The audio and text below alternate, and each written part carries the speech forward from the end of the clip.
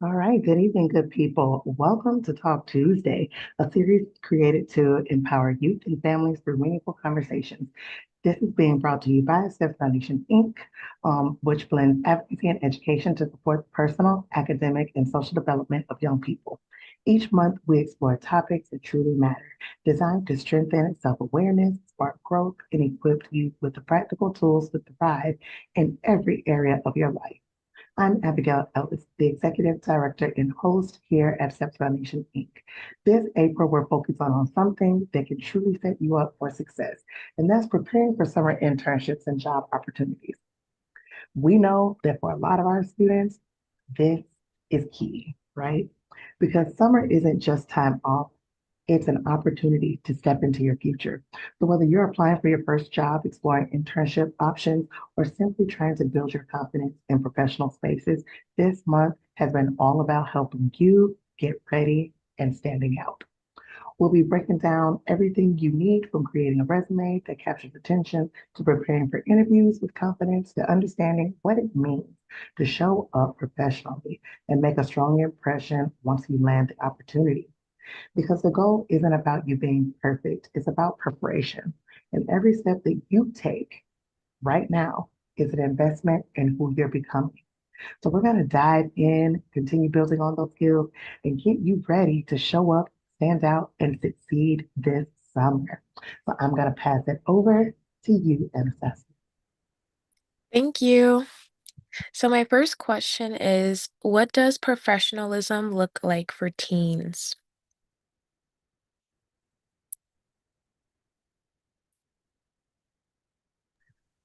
I know you got that answer. What does professionalism look like? Look, now they made me think. They made me think. Oh, No, oh, should no, make you 'cause think. I'm gonna tell you why. Okay. Because it's professionalism depends a lot on what the job environment is, especially with the Mm, job type. See, in certain environments, looks professionalism is very broad term, but it also is very flexible when it comes to certain jobs. So, like in your environment, professionalism would be like being able to do your job on time and having like the required like skills to do your job okay. and being able to do it effectively with communication skills so that you can actually have like understand and communicate to the rest of the team. Because one person falters, the whole thing crumbles down, and it's hard to get caught back up, especially with the job you have. Oh, Hmm. See, now what's interesting is that in other jobs, it's more independent. So professionalism looks like being able to meet deadlines, being on composure and being able to kind of do your own solo thing without really needing to communicate as much as in the team role. You still need to communicate so that you have everything done by a certain time. I like that one. Um, and I feel like professionalism is professionalism no matter where you go. Because really it's about how you carry yourself. What do you bring into a room? How do you talk to people? How do you show up in a space? So whether you are working in an office, whether you are working in the food industry, whether you're working in hospitality, professionalism is professionalism across the board. So how do you want people to look at you? What are they going to say about you when you walk out of that room, out of that space? Are you the person who shows up on time? Mm. Are you the person who respects what others have to say? Do you value other people's inputs and opinions? I think professionalism, no matter where you are, definitely matters.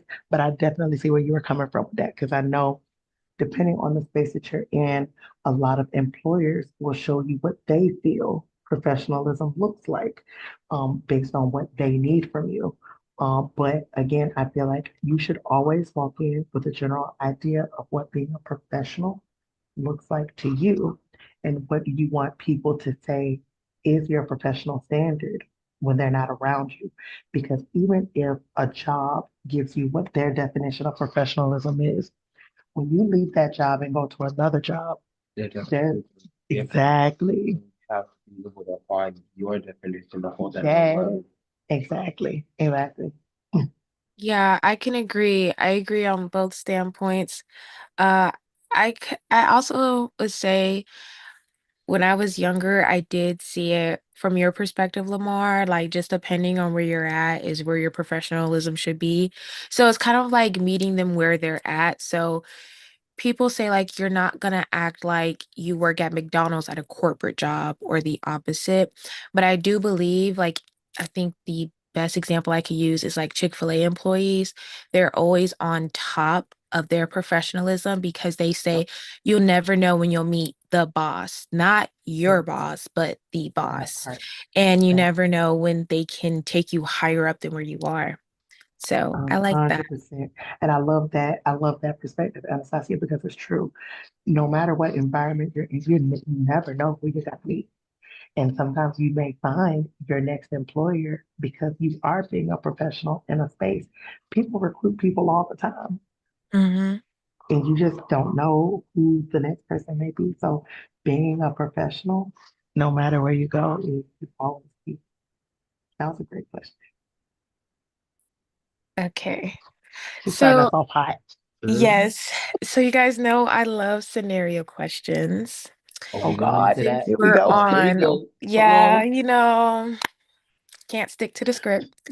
Since we're on the topic of seeing how professionalism goes in a workplace, what happens when you notice a coworker isn't doing their part of the job and it's affecting your work? What should you do? Well, Mhm. everything in life is about communication. So Mhm. we're gonna communicate that to them, and if they refuse to change that behavior, then hey, we're gonna have to take it up with big man because eventually, look, it's gonna have to get fixed. So it's either you out of here or you gonna have different things to help you fix that behavior.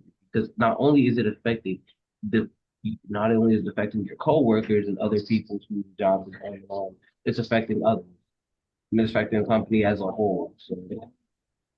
Mm, yeah, Mhm. I love communicate. that. I love that answer too, because when we think about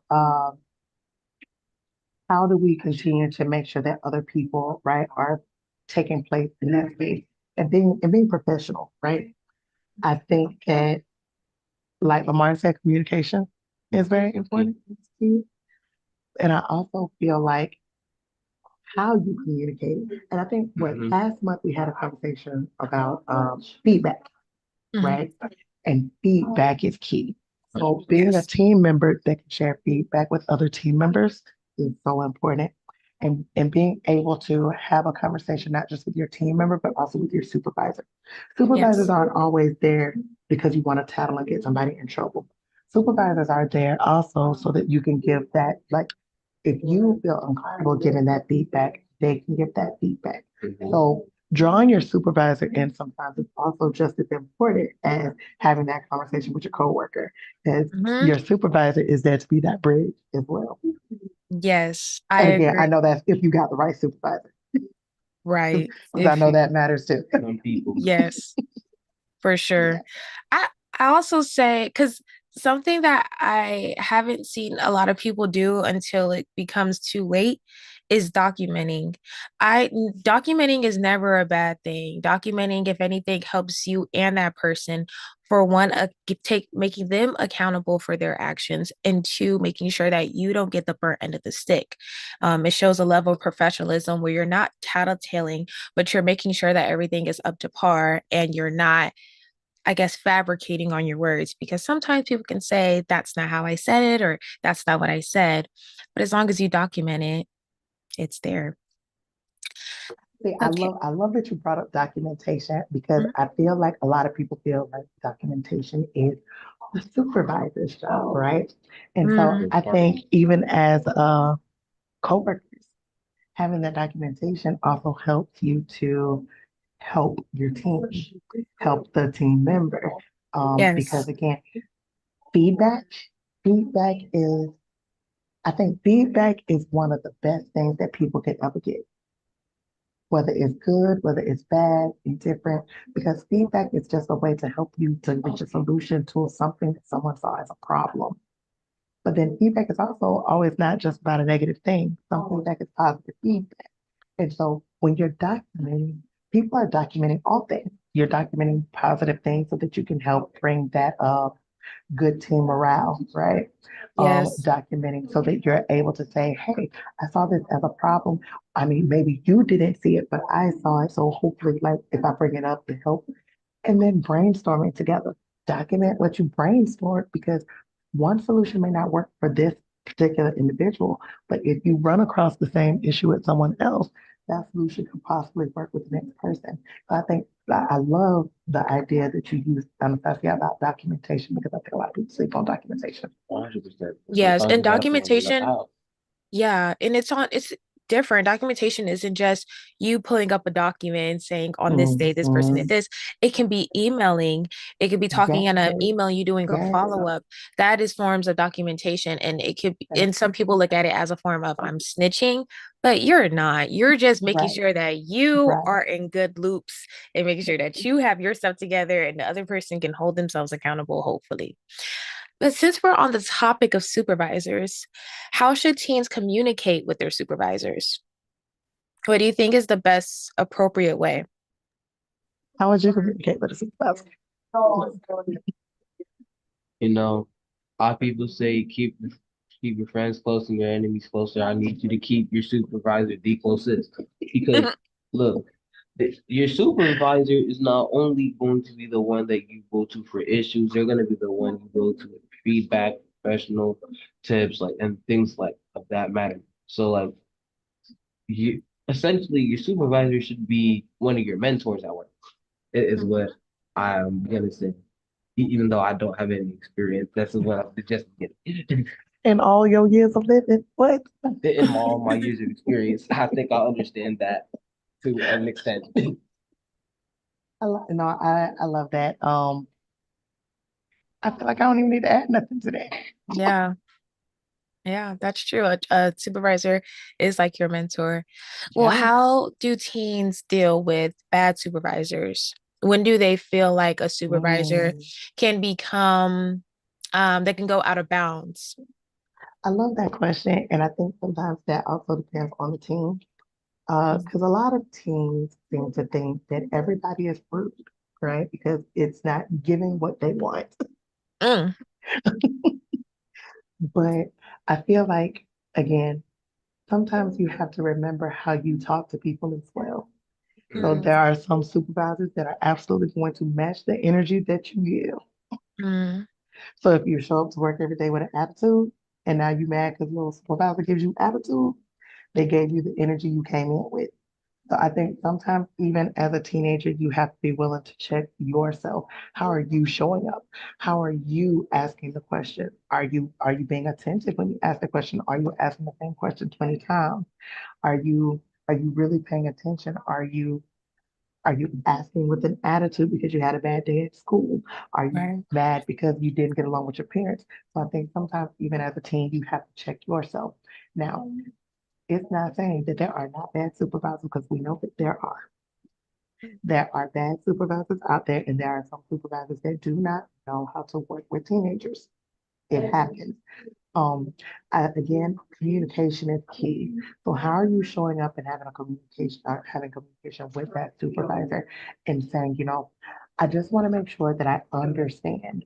And what else can I do to help make my performance better? Once you're asking questions, they can't say that you don't care anymore, right? Because you're asking questions and you're asking for feedback. It's when you stay in silence that they feel like you don't care and that you're just there. So I Mm, say, like, ask your supervisor questions, even if you feel like they're the worst supervisor in the world. Now, if they're a supervisor that's mistreating you, that's when you need to go up the ladder, right? Because the yes, mistreatment that creates hostility in the work yes, environment. So it starts though with having a conversation with your supervisor, not just skipping over the conversation and then going to upper management. Have the conversation with your supervisor. Ask for feedback in order to improve. Ask if there's something that you're doing wrong. Sometimes there's nothing that you're doing. Sometimes it's just a supervisor. But at least you laid it out on the table. And what Anastasia said before, document. Documentation, again, is not just for a supervisor to do. Document the things that are happening within your work environment. So when people ask for examples, you're able to give them because you've documented it. Agree. I agree 100%. Another thing I would add is some supervisors can also be like as if they like want to be siblings or as if they want to be too like inappropriate with teens, which is come I can see both sides. However, when adults aren't being adults and they are responsible for the teens, sometimes teens can feel a little bit uncomfortable because the supervisor is higher than them. So therefore they're like, I'm just gonna stay in my lane. And I do want to say, coming from a teen, a past teen, you should always speak up. If a supervisor makes you uncomfortable, whether they be rude or whether they're being too comfortable with you out of bounds, you should always say something and don't be afraid because going to upper management does help more than you know, and documentation does as well. Sometimes supervisors just need a check too. And there are good supervisors. Don't let that one supervisor ruin your whole experience, okay? Trust me. Okay. So, what are some common workplace mistakes? Common workplace mistakes. Getting too comfortable. Mm, Mm, I I think agree. sometimes, and it doesn't matter if you're a teen or an adult, you get so comfortable that you feel like you can talk to your supervisor any kind of way, or even other coworkers any kind of way because it is seen as a friendship versus a hierarchy. mhm. Yeah. And then you feel like when you're slacking and the supervisor that has now become your friend has to reprimand you, you take it personal. So I think the comfort level within a workplace can sometimes get skewed for some people because instead of it being viewed as a workplace environment, it is now viewed as, but that's my friend. And my friend shouldn't check me for that. And you shouldn't be telling me these things. You should agree with me, even if I'm wrong. And that's not how it works. So I think that is one of the things that is a common mistake in a lot of workplaces is that I feel like teenagers for sure go in looking for friends Yeah. instead of looking for this is the job that I have to do and I need to do it and do it well. Um, I think those are some common mistakes. And again, I'm not saying that you guys cannot make friends in your workplace. You absolutely should make friends, but also understand that the friendship is outside of the workplace. Exactly. And the workplace, they are your coworker with a job to do, just like you're there with a job to do. And so Yes. being able to separate friendship versus coworker is essential. Agree. Agree.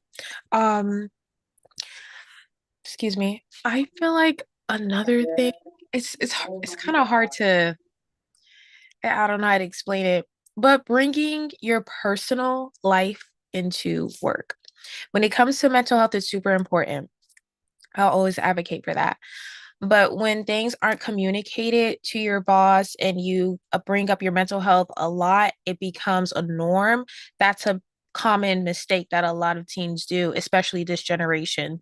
So if you have anxiety attacks or if you have depressive episodes, that can't be too common at work because they'll put a red flag on you and you'll no longer be a reliable employee to them.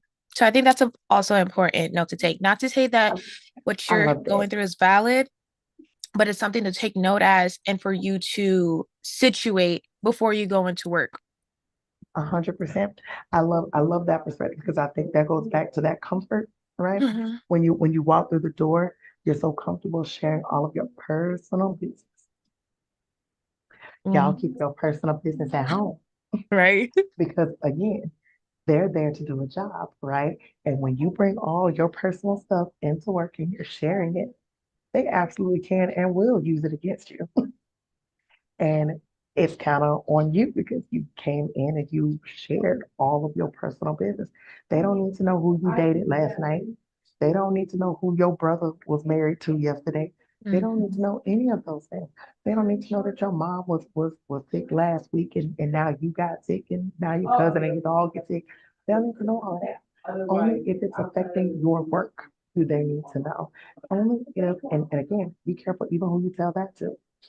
That Mhm. note goes to HR. It don't even go to nobody else. Yeah.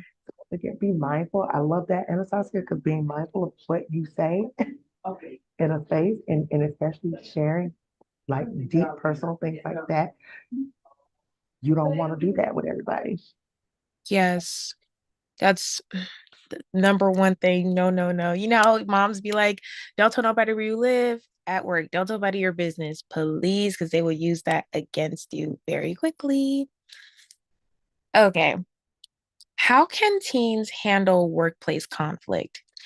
I ask this because teens are in a space when you're working, sometimes you can be looked as the lower rank because sometimes you can be working with more adults than teens. So how do you handle that with you being in that rank, which I feel like there's no rank to me, but Go ahead. But with teens, you gotta have the mindset of starting at the bottom. Now we get into that top. Because look, I'm gonna tell you this, you gonna be at the bottom regardless. It's like you went in, it's just like how you went into school. You went it up, you passed some new classes, right? So you start at the bottom and work your way to the top. It's just like that at work. It's just gonna take a longer and it takes more benefits to it when you get to the higher. But it's gonna take more work though. Because look, work is like school. The thing with work is you have set hours, you get paid, and you hmm can have other exceptions. There are less exceptions though, depending on what job you have. Mm. Because jobs do have better benefits. Certain jobs do have more paid days off. Come on with them benefits. The, right? the benefits gonna get you through work every time for everything. But we won't slap past that. But you gotta understand that if you're gonna be treated like the lower rank, you have to treat the higher ones like they're like you gotta treat them with the respect that they have for that position, but also like let them know in a respectful way. Look, we're all human at the end of the day, so don't be treating no type of disrespectful way just because I just got you. So you gotta be setting the boundaries. I like that. And I love that. Because even with when you think about having those types of conversations, ranking, right? Everybody started somewhere. And I think those are always great questions, especially we talked about this, I think in week one, understanding like how do you get to the next level? What does that look like? And when you come in, you're always starting in an entry level position. So it ain't even like you're starting at the bottom. It's just entry level. Entry level means you got room to grow, right? And you're gonna grow and you're gonna blossom into a thing. And I feel like when you meet people that are in a different position from you, having conversations with them is so key because you can find out how did you get there? What do I need to do in order to get to that level? If you are fortunate enough to have a CEO that is walking the floor with regular employees, Mm, talk to that CEO and ask them questions. How did you become the CEO? Did you just wake up one day and decide that that was the job that you wanted to have? Or like did you work your way up to it and then realize that's what you wanted? yeah, I they think love those that. are yeah, those are like great questions to always ask. So like always look for those top ranking people and figure out what that looks like. 100% agree. So with that, let's say you're in an entry level job and you're speaking to somebody that's in a higher rank than you, and they speak to you disrespectful. How do you handle that professionally?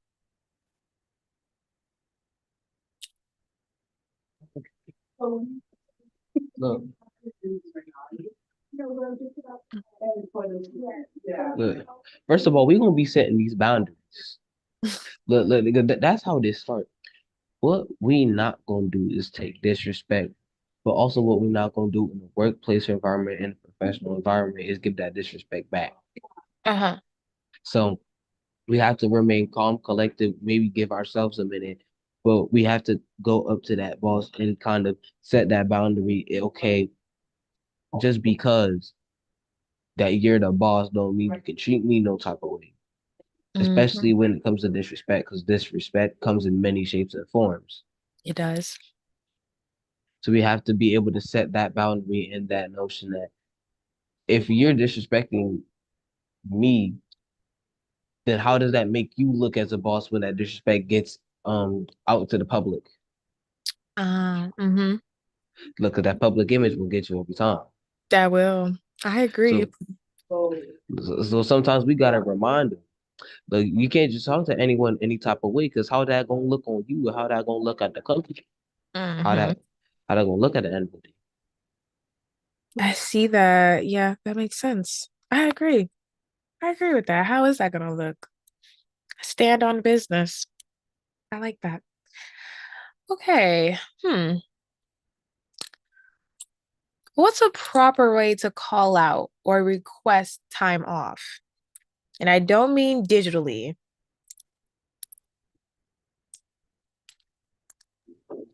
Like I'm not completely sure, but I'm pretty sure they do have like sheets for that, like little forms. So they, Mm-hmm. I think they do have that. So we're gonna fill that out. We're gonna request that. Probably bring it up to HR so they can get that up to management. They can approve or like deny and go through that whole process, whatever. But we're gonna start with doing that because that's the proper way. And plus, it gives all the a higher up documentation so that it makes you look more reliable. Because if you fill out that Okay. documentation. Yes. Yes. The vision is there. Yes. Yes. Yes. Yes. You do need to document it. Sometimes like when you work, there is a person that does do payroll or they are in charge of time off or it goes to your supervisor. So yes, you do. You fill out a form and you request it, and the supervisor can either accept or deny. But sometimes in those situations, when the supervisor denies and you kind of let's say you had a vacation and you wanted a week off and they deny it, sometimes that's hard to register because you're like, well, I wanted to do my vacation now, I can't. I think for teens and even adults, that can be frustrating because when you have a whole thing planned out and you get denied paid time off at work, sometimes people can even do unpaid time off, and that can mess up their payment or their check when it's time. Do you know what you would do in that situation if that were to ever happen to you, if you were to request paid time off and you got denied? Well, sometimes we have like workplace environments are all about adaptation. So we have to be able to kind of adapt to the situation, probably like see if there's a way we can compromise. So like, okay, maybe have some negotiation with that because sometimes a little negotiation can go a long way. Mm-hmm. Or like we can find a way to get to a mutual agreement in which both parties can be satisfied so we can have that talk with the supervisor. Okay, why was I denied? And is there any way that we can kind of have this middle ground so we can both be understanding? Yeah, I agree. And that goes in like when we were talking about bad supervisors, sometimes supervisors are the ones, or there's some supervisors who feel like they can't accept the request because there's going to be not a lot of people on hand or they need help with a project. And sometimes there's bad supervisors who just don't want to give you that time off because they want you miserable since they're miserable. I seen a lot of people suggest that if you can talk to another coworker and you can switch shifts or times or projects so that way it's not abandoned and then go to your supervisor, that can help. But unfortunately, I have seen a lot of people just either give up or quit or lash out because they feel like they're being disrespected.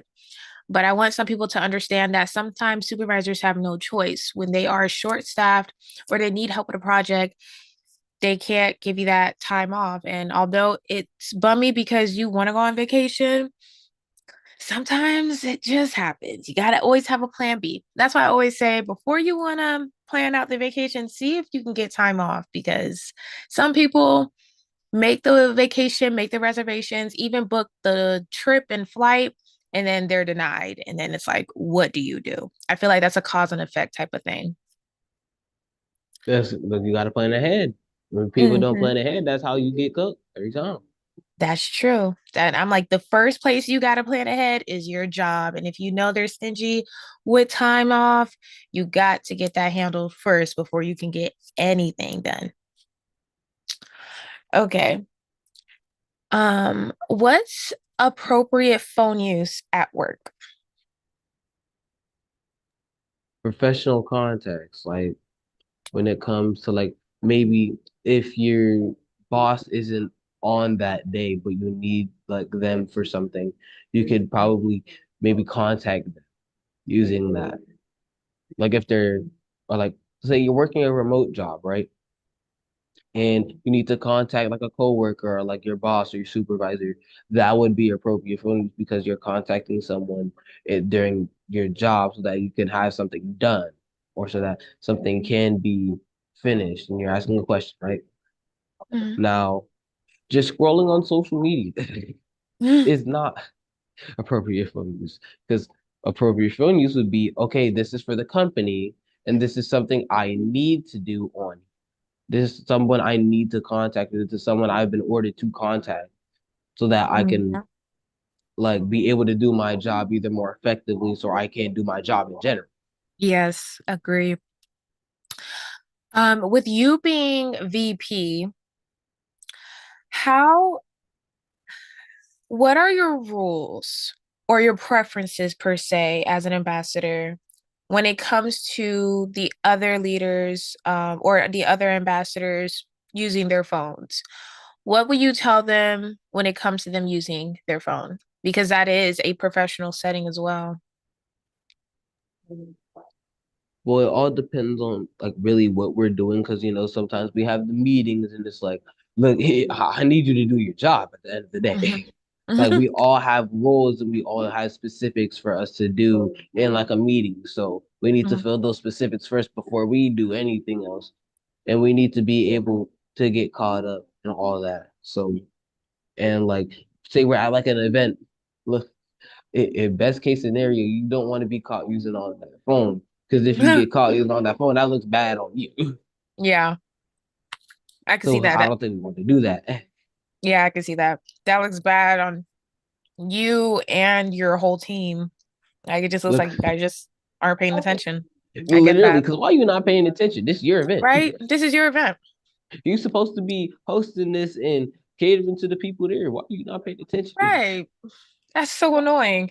That shows that you're not considerate to others' times. And it shows Um, you're not professional. Because being professional yes. is not only paying attention, is being focused to get the job done and being Yes. focused to have everything set up so that the whole program is successful. Yes, agree. Agree. I also say that as well, that it depends on the setting. Me being in marketing, everything that I do is pretty much social media. So I do have to put my nose in social media and see the trends every time. However, for people who are interested in marketing or anything that's social media related, there can also be you taking advantage to that or taking advantage of that. Looking through social media is one thing, but looking at social media for your own enjoyment is another thing. Your job is still important at the end of the day. And whether or not you looking at social media and separating the two with professionalism, with being in a job like that, you have to put those two together. You should only be in social media when it comes to how can it correlate to your job? How can you make content that's related to your job and things of that nature, not for your own enjoyment. But I can see how those two can be conflicting. But yeah, being on your phone for that is a no-go. Another thing that I feel like the appropriate use of using your phone is when you're on your lunch break. I find nothing wrong with being on your phone or like calling your friends and family, whatever the case may be, or watching something. I know that a lot of supervisors or jobs say that you shouldn't be on your phone even on your lunch break because you could be distracted, but it's your lunch break. I mean, it shouldn't matter, but always make sure that you ask before you do. And lastly, emergencies. Emergencies can go hand in hand. I know a lot of people have different opinions about that, but I feel like when it comes to emergencies and you're at the job, they should. It's sticky because a family member should let you know like it's an emergency or even call the office and say it's an emergency. But yeah, being on your phone just to be on it is a no-go. Okay. Another question is, how can teens build a good reputation? Ooh, look, there's so many ways to do this. So it's like stay professional with everybody. Even when you want to be casual, look, this business casual thing exists for a reason. Mm-hmm. But stay more on that business side, stay on more on the professional side because that's how you get connections. Also, be in a lot of the professional opportunities and settings that can be because those are how you meet the higher ups in the company. That's how you meet other people that your company can partner with that will help you rise in the ranks. That's how you have other opportunities. Just in case this job isn't for you, you can go into this company and they already know you and they already recognize your name and your face and you have that influence. So they're more likely to hire Mm-hmm. you. Not only Mm-hmm. that, be like, do your job well, go the extra mile, especially Mm, when like first coming in, giving that effort, because if you're giving that effort, it shows them not only you're reliable, but you're a hard worker and you're willing to do more than necessary for that job. And trust me, those little things will get you paid more and I get a raise and promoted Yeah. so quickly. Okay, that's really good. Follow-up question. How can you differentiate people pleasing and working hard till you get up there? Look, people pleasing is you're doing this because of the money and like greed and kind of like it's mostly intention and how you do it. Because like how you do it matters so much too. Like you're just doing it so that you can please the higher ups. See, going the extra mile and working hard is look, you're doing overtime so that you can actually have the experience. And not only that, Mm, you're doing it stuff that benefits you and the company at the same time, not just stuff that benefits the company and hinders you. Because yeah, stuff that hinders you is people pleasing, stuff that benefits both sides is hard work. I agree. I agree. And I think a lot of people can get that mixed up. Yeah, working until you get the position or raise that you want to get is not people pleasing as many people tries to make it seem. It's a goal. It's a goal, and there's two different types of goals when it comes to working what you want and people pleasing. People pleasing is the validation of others, making sure that you get that praise from your higher ups versus you're trying to get that raise. So you're trying to make your ends meet, you're trying to hit that goal post before the month ends so you can get it. And those are two different goals, and one is better than the other, way better than the other, because on one hand, you're just walking home with verbal praises and that's it. You're not getting a raise out of it. You're not getting anything that will benefit you physically and financially. But on the other hand, you're getting something that will benefit you physically and financially, especially in this economy. So, yes, I agree. Please, y'all, let's not get those two mixed up. Look for real, because that's gonna get you every time. Them Yeah, people, exactly. And if you ever like feel like you're working hard, just stop and ask yourself because being burnt out is a very serious thing. It's very serious and it kind of gets you out of nowhere when you realize that it's a little bit too late. But always just stop yourself and feel like, am I doing this for others or am I doing this for me? Am I doing this for my future or am I doing this for my bosses and for the praise? Because that can stop you from actually doing what you're doing. Okay. So, ooh, well, this one I feel like this y'all should know that. Well, like how should teens dress for work? I feel like you guys should know how you should dress based off the uniform that your job gives you. Please and thank you. Even Lamar said, please, business casual at most, please. Okay. What are some, or how can teens stand out as employees? I know we talked about how can you build a good reputation, but how can you stand out as an employee just as an entry level, not to just build up? Doing the little things, especially like the extra, nothing like too crazy. Because going too crazy is people pleasing. Mm-hmm. Look, you gotta build it up. You gotta start small, and then you build your way up as you go higher in the hierarchy. Because that's how that would work. Because once you get to that higher and you do more, that sets a standard. Once you set that standard, you keep up that standard and go above that standard. Because Mm-hmm. look, every entry level job has a certain standard you gotta meet. You want to go just a little bit up because everyone else is just gonna try to meet that standard, and that's it. If you aim for a little bit above that standard, it's gonna make you stand out because the company sees, okay, you're putting in more effort, you're doing a little bit more than the rest of them. I think we should keep you longer, and the rest of these people are just gonna stay where they're at. Mm, I agree. No notes added. No notes added. Just do the work, guys. Do the little work, and it makes a difference. Okay. What should teams do if they make a mistake? Look, own it and see how you can do better. Like have that conversation with your higher ups. How, okay, I did this. How can I do better? And how can I seek improvement? Because if you have that conversation to seek improvement, that shows them that you have initiative and you have a drive to do better and learn. Even in like on an entry level, yeah, you're gonna make mistakes. They don't expect you to do the job perfectly immediately. Like you're getting used to it, you're getting accumulated. So you want to seek that improvement and seek that feedback so that you can improve at the job. I agree. You want to make sure that you do get that feedback. Um, yes, hold yourself accountable and see, like, just move on, like, do a move forward. And I think another thing is just don't beat yourself up because everybody makes mistakes when you mess up at a job.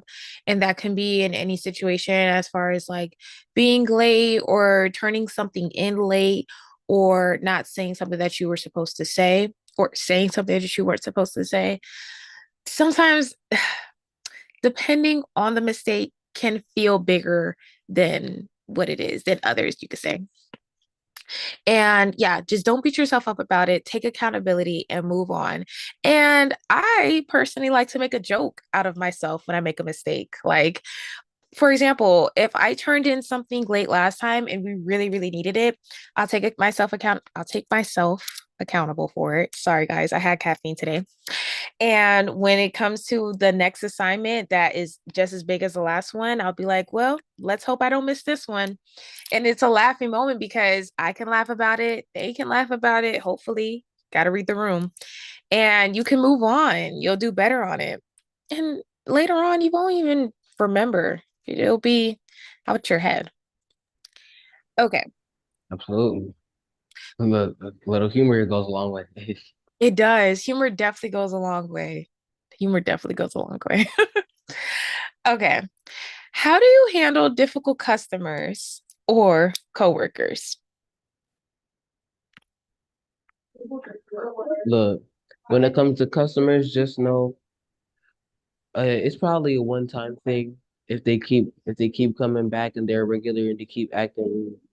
Look, if you gotta get if you gotta get your manager involved, get your manager involved. Hmm. Do whatever you have to do to move on Yeah. because try to keep it as minimal as possible. Because I know sometimes you just want to fight somebody, but we can't do that. We can't do that. Yes. Same thing with coworkers. If they're doing something wrong, if they're just being rude, then that's more of a personal issue that y'all gonna have to set the boundaries for and have that conversation with. But if they like doing something wrong and they messing up jobs and they affecting work activity, you gonna have to take that up because that Yeah, ain't right. for sure. That's Ooh, we've all been there. We've all been there, guys. Hopefully you don't get there for some who didn't. I have no notes to that. You ain't with that. Look at you. Okay. Our ambassador, guys. He knows. He knows. He's been here before. He knows. Okay. How can teens stay motivated in a job that they don't enjoy? Think about how it's setting you up for the future. Mm, Because look, just because you don't like it doesn't mean it can't be useful for something that you do like. So yeah. try to take the good out of what the bad is and turn it into something that you can actually enjoy somewhat. Hmm. Because sometimes you just don't like a thing, you can't really change that. Try to take the good out of it for what you can I and try agree. to extend that. I agree. I agree. I can add to that, not only think about future you, but don't mess it up just because you don't enjoy it. Don't think like, okay, I would just get another job, so I'm just gonna act a fool, until they fire me. It's very hard when you're in a job or yeah, you're in a job where the environment is harsh or it's boring and you're not there, but just keep looking for places that can fit you. Talk to coworkers that understand you. If it's a situation where it's harmful to your mental health, go to HR about it. Like I say, document it. In certain situations, when jobs that you don't enjoy, supervisors look at that. They can notice that you don't enjoy your job and they can put a red flag on you. And sometimes supervisors who aren't for you can put more work on you so you can just quit because sometimes they want you to quit. They don't want you here. So they're going to put more pressure on you to the point where you just actually hate your job. And sometimes to the point where they can put you on a PIP plan, which for those who don't know what a PIP plan is, but it's a performance improvement plan. And those are always harsh to hear because they're kind of like waiting for you to leave, not for them to fire you. Um, but yeah, just stay motivated. Talk to people that understand where you're coming from. Go to HR about it, document it, and look for places that fit you the best. Okay. How do you handle burnout or feeling overwhelmed at work? Um, so to handle burnout, you kind of just have to realize those boundaries and what you can do, what you can't control, and do as much as you can. But also, like, take your mental health seriously, because I feel like that's something a lot of people forget when it comes to burnout. They forget that the job isn't life and that your job is job hours. And when you commit more hours to that job, you also have to realize, okay, I'm taking my personal time. How much personal time do I really need? Mm-hmm. Because look, that personal time is important. So Mm-hmm. you can't just make that job number one, even though you are number one. You got to take care of yourself before you can take care of the job. Yeah, definitely. Definitely. Your job is not your life. It should never be your life. I definitely understand. I definitely see where you're coming from. Um, yeah, your job should never be your life. It should always be something that you separate from the two. It takes a long time for others to master that detachment. Sometimes I like to think from like an outside perspective. Once I close my computer, my job stays in that computer. It's not in my room, it's not outside, it's not in my car. That's how I like to detach from my work. And I can see how when you're working so hard because you're trying to get a project done, or you're working so hard because you're on long shift and hours, you can kind of feel like this isn't worth it, but you're going to keep going because of the money, or you're going to keep going to build your resume. But your mental health, like Lamar said, matters overall. You need to speak up. You need to communicate that, hey, I'm feeling a little bit burnt out, or I'm feeling a little bit overwhelmed with how much hours I'm taking or the amount of projects that I'm dealing with. So that way, hopefully, your supervisor or even your coworker can take some of that weight off of you. Because remember, you're not the only one that will be going through it. There is many of your coworkers and even your supervisor that can be dealing with that. And you can be their, I guess, shoulder to lean on, and they could be your shoulder to lean on as well. I love that. What I heard you say, girl, Oh, was boundaries. Boundaries. Bound yes. Did you disappear? Okay. Okay, there you go. I was like, wait, where did you go? It was black for a second. Yay, she's back. Okay, so our last question of the day. Sad, sad, so sad. Okay, let's try to back up.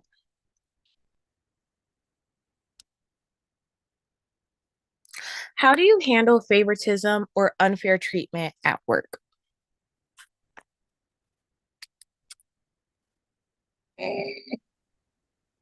Child, we can't do that. We- We can't do that. Because we gonna have to handle that with respect and professionalism. Because the Mhm. moment we come in that workplace acting gangster, we gonna be out of there. Not you came in acting gangster because of favoritism. Oh, it'll do that to you sometimes. It does. You It know, does. It's like I, the I, I love audacity. I love right. The audacity is true. Yeah, That's what this gonna push you to. That's why you acting gangster the coming up with that. audacity. I think a lot of people experience this at least once in a workplace Right. where you walk into a room and you feel like there's a lot of cliques because everybody has their people, right? And sometimes it is easy to feel like when people are in a clique, and especially if it's a clique with a supervisor, that those are the favorites. They can't do anything wrong. They never get in trouble. And then Yeah. the one thing that you do is taken out of context, and it's like the worst of the worst when it's not. Um, I think again, this goes back to those conversations that you have with your supervisor. If you feel like something was unfair to you, being able to convey what you felt was unfair with documentation, right? So on this day, I did X, Y, and Z. And when you came to me, I felt like maybe the punishment that I received was an unfair punishment, or maybe the thing that you told me, it felt unfair because of whatever reason. The one thing that I want, especially my teenagers, to get away from is comparison. Yes. Well, I saw Joey leaving for lunch at 12. Okay. But what that got to do with you? Mhm. You never know what conversation someone else had with a supervisor behind closed doors that you were not privy to.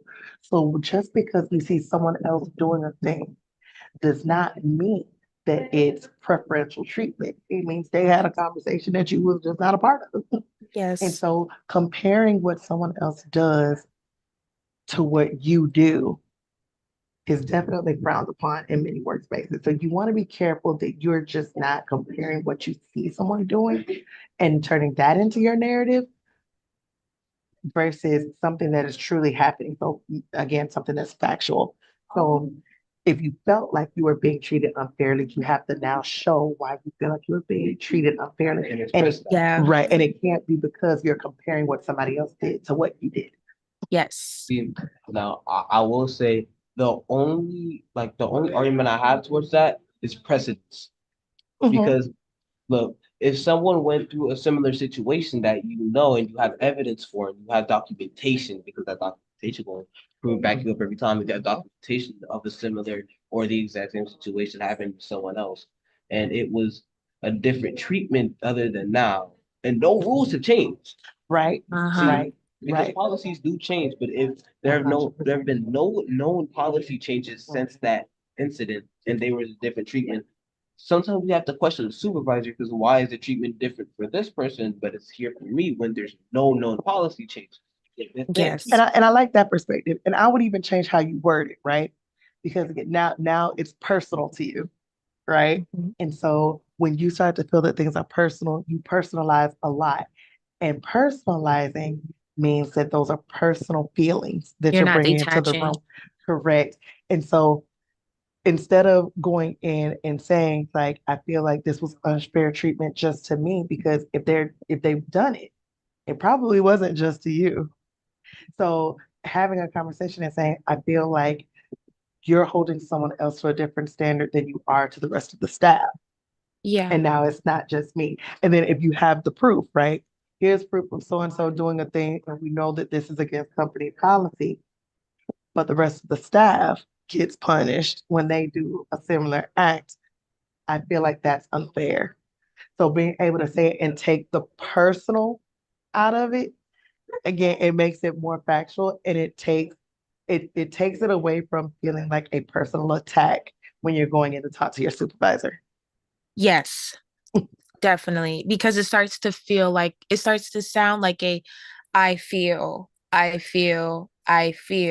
instead of this is what's happening. This is Mhm. like based Mhm. on this, that, and the third, having actual facts over feelings. Yeah, It's exactly. always more important because Exactly. they're gonna look at you Yes. like you're too emotional. And now you're put Right. in a box where Right. you're like, it's not that I'm too emotional, but you are. You're taking your Exactly. feelings over work. And that's where I Right. said, like, you have to kind of detach. You once you close that Mhm. laptop, that work, your work, that it's in its world, basically. The work is in its own Yeah. world. And it's not in Yeah. your room, it's not in your car. It's something that you can just cut off. 100%. 100%. I love that. I love that example though. That was good. Why they, I be in my president. own bubble. I'm like, Okay. listen, this is my bubble. Work, school is not in my bubble. It's my life. Then you going on somewhere. Them boundaries be real. Them boundaries Yeah, real. the boundaries Yeah. be real. 100%.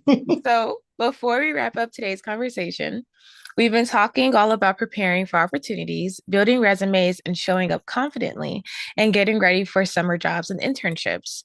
But preparation isn't just about the opportunity, it's about becoming the kind of person who's ready for it. So, now we're passing it over to one of our youth program ambassadors to share how we can take that next step. Look, hey everyone, it's Lamar, Youth Program Ambassador, Steps Foundation. And I got a question for you. Are you actually preparing for your future or just thinking about it?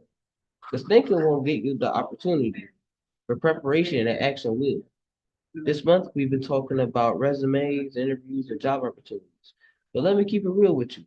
Opportunities don't just go to the most talented, they go to the most prepared and involved, especially in that specialized field. And that's exactly where we come in. The youth program ambassador open enrollment is still open.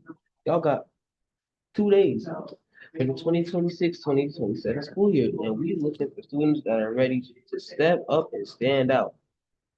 This is for you if you're ready to step into leadership and not just talk about it. Build real confidence, how you speak or present yourself and show up in a room. Gain hands-on experiences that actually prepare you for jobs, internships in the future, and be a part of something bigger where your voice actually matters in the community. You gotta join YPA. You gotta get in these applications. Look, if you've ever thought, I want to do more in the community, I want to grow myself and the things I do in the spaces, I want to stand out to not only employers but in the community. This is your moment. You gotta take that first step. This is your first step. And we're not just building leaders, we're creating spaces for real conversations too. Look, we got our mental health initiative, the Green Space Virtual Panel on May 15th at 6 p.m. It's a powerful space where we're bringing real voices together to talk about mental health, real challenges, and real solutions. Because success isn't just about what you achieve, it's about how you take care of yourself along the way. Register today at www.stepsfoundation.org/events. Bring a friend, tell your family, and come see what your next level looks like. Because you're not just preparing for a summer, you're preparing for your life. Let's get it. Now that was powerful. Preparation isn't about having everything figured out, right? It's about being willing to learn, show up, and take that next step forward. And just like any journey, it won't always feel easy, but it will always be worth it, right? This month, we've definitely been leaning into conversations about building strong resumes, showing up confidently in interviews, finding the right opportunities, and understanding what it means to carry yourself professionally. Because success, it doesn't just come from opportunity, it comes from preparation, meeting the moment, right? Showing up ready isn't about you showing up perfect. It's about being intentional in all the things that you do. It's about putting in the efforts and believing in your potential and taking every experience, whether it's big or small, as a chance for you to grow. So as you move forward, I want you to remember this. You don't always have to know everything. just to get started. But you don't have to be perfect either to be prepared. Yeah. You can't be perfect. You don't have to wait for the right time to go after what you want.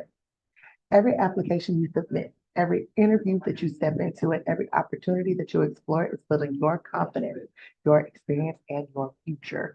Growth takes effort. It takes courage and it takes consistency. But every time you show up ready to learn and ready to try, you're already winning. So now to close us out, I'm Abigail Ellis, and it's been an honor wrapping up this meaningful conversation with you guys all month long because this is the last one for the month. So I want to thank you guys for being a part of Talk Tuesday this month for sure. Remember that the power of positivity is always within you. So until next time, I want you guys to stay strong, stay curious, stay true to yourself, stay inspired, stay empowered, and keep leading the way. We'll see you guys once again next month for a new topic for Talk Tuesday.